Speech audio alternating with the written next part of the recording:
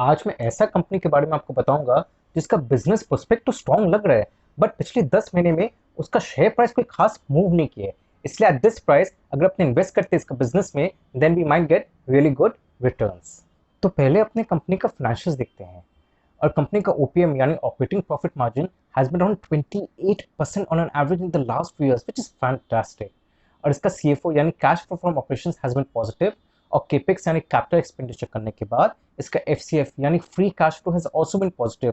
Now these are signs of a good company. इसका debt equity ratio का बात करें तो इट इज 0.4 और रिसीवेबल डेज केवल 2.5 महीने का है। देखिए कंसिडरिंग कि 2015-16 में 4 महीने का था और 2016-17 में तो 4.5 महीना हो गया था। उसके बाद इट हैज ड्रास्टिकली रिड्यूस, उसके अगले साल ही फिर सीधा 2 महीना आ गया एंड उसी तरह से चलते आया है। सो आज के दिन भी it is maintaining between 2 to 2.5 months of receivable days. ROE and return on equity has been around 26% on an average in the last few years, और वहीं ROCE यानी return on capital employed has been 36%. Now these are fantastic figures, no question about that. तो आखिर company करती क्या है? Well, the company is one of the top 5 players in Indian municipal solid waste management, and its services ranges from solid waste collection, transportation, processing, and disposal across the country. इसके clients कौन हुए?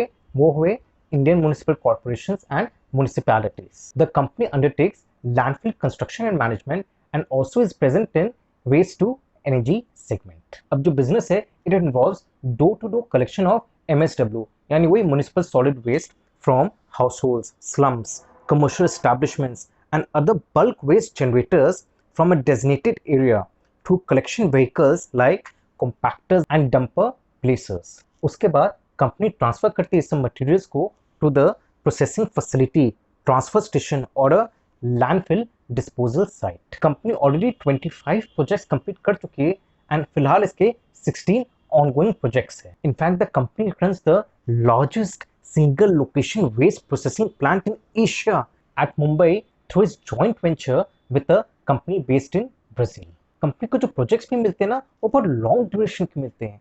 अब जैसे it got a consumer project जो 2009-10 में company को मिला था, which involved design, construction, operation and maintenance of integrated waste management facilities on design build own portfolio transfer basis with a concession period of 25 years ending February 2036. और जो contract company को मिला, which also has an escalation of 3% every year. और अब company का की strength discuss करने के पहले मैं कंपनी का नाम शेयर करता हूँ, और कंपनी का नाम है Antony waste handling cell limited. अब कंपनी के through subsidiaries enters into a multi year concession agreement with the municipal bodies, और कंसेशन एग्रीमेंट एंड होने के बाद कंपनी रीबिड करती है और कॉन्ट्रैक्ट्स उसको तब अवार्ड कर दिया किया जाता है by the municipal bodies when the company meets the bidding criteria, performance evaluation of previous contracts as well. अब आप सोच रहे हो कि भाई इतने लंबा ड्यूरेशन के लिए कंपनी को कॉन्ट्रैक्ट्स मिलता है, उसमें अगर जो मोर इंपॉर्टेंट कॉस्ट है, जो मेन कॉस्ट है, उसमें अगर इंक्रीमेंट आ जाता है, उसका में काफी कॉस्ट राइज हो जाता है, तब तो कंपनी कैसे सक पाएगी? कंपनी को लॉस होते रहेगा। पर ऐसा बात नहीं है, because all of the contracts which enters into the municipal bodies, उसमें एस्केलेशन क्लॉज इंक्लूडेड रहता है। उससे क्या है, जिसका जो की कॉस्ट है, मेन कॉस्ट है, वो पार्शियली ऑफसेट हो जाता है। अब देखिए, collection and transportation projects are generally awarded for a period of 7 to 10 years, while waste processing contracts have a concession period of over 20 years. जिस कारण से company and we as investors get adequate revenue visibility due to its long-term contracts. और since company का waste management value chain में presence है, it provides the company with diversified revenue streams. अब आप सोच रहे होंगे भाई ये तो B2G सेक्टर में है, बिजनेस टू गवर्नमेंट सेक्टर, यानी कि भाई रिसीवेबल डेज तो काफी डिले होगा, मतलब लंबे समय तक, मतलब कैसे मैनेज कर पाते केवल 2-2.5 महीने के रिसीवेबल डेज? वेल, इसलिए कंपनी मैनेज कर पाती है क्योंकि waste management is an essential part, is an essential service of the municipal bodies. और उस कारण से जब डिस्पर्समेंट होता है फंड्स का, तो वेस्ट मैनेजमेंट प्रोजेक्ट्स को पहले प्रायोरिटी दिया जाता है। इसलिए कंपनी का रिसीवेबल डेज इज इंटैक्ट, नहीं तो आराम से 4-5 महीना तो कहीं नहीं जाता। बट बिकॉज एसेंशियल सर्विस का पार्ट है, इसलिए सही टाइम पे पैसा मिल जाता है कंपनी को।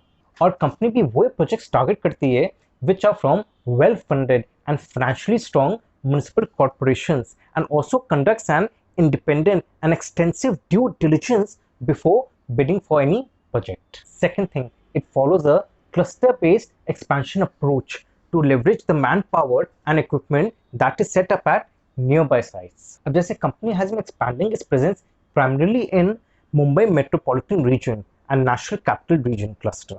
एक और चीज बहुत बड़ा फेवर में जाता है कंपनी का कि lot of institutional investors look for those companies जिनका ESG रिकॉर्ड अच्छा हो, यानी environmental, social and governance record. And since currently India lakhs adequate ESG opportunities in the listed segment, इसलिए दिस कंपनी में also benefit from the resulting scarcity premium. आगे बढ़ने के पहले ये बता दूं कि अगर आप मेरा मॉडल पोर्टफोलियो के बारे में जानना चाहते हैं तो ओनली 5000 में देयर इज एनुअल सब्सक्रिप्शन जहां मैं 10 स्टॉक्स के नाम आपके साथ शेयर करूंगा. फिर ₹7000 में I will be sharing names of 15 stocks and ₹10000 में 25 स्टॉक के नाम मैं आपके साथ शेयर करूंगा. बाकी डिटेल्स के लिए आप नीचे डिस्प्लेड ईमेल एड्रेस या फोन नंबर पे मुझे कॉल कर सकते हैं.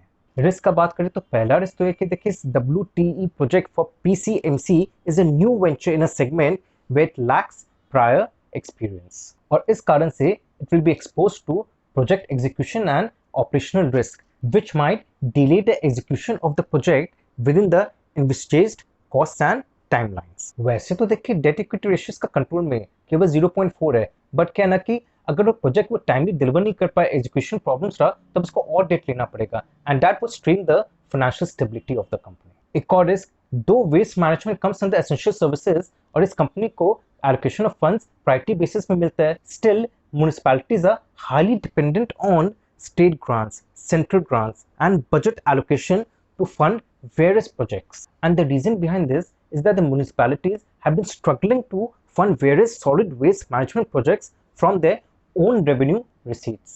और अब वैल्यूएशन की तरफ चलते हैं और आज के दिन company trades at the price to earnings ratio of around 18 और इस लेवल में काफी कंफर्ट मिलता है क्योंकि it has demonstrated a track record of consistent top line growth while maintaining it's profitability and operating margins. और अगर कंपनी अपने प्रोजेक्ट्स को टाइमली एग्जीक्यूट करती है, at the same time it can navigate the risk which is associated with the projects successfully, तब at this price point we can definitely be sure that it's a good investment candidate. तो अगर आपका आज का video अच्छा लगा तो like और सब्सक्राइब जरूर करिएगा और इसी टाइप के मैं और इंटरेस्टिंग कंपनीज आपके सामने लाता रहूँगा.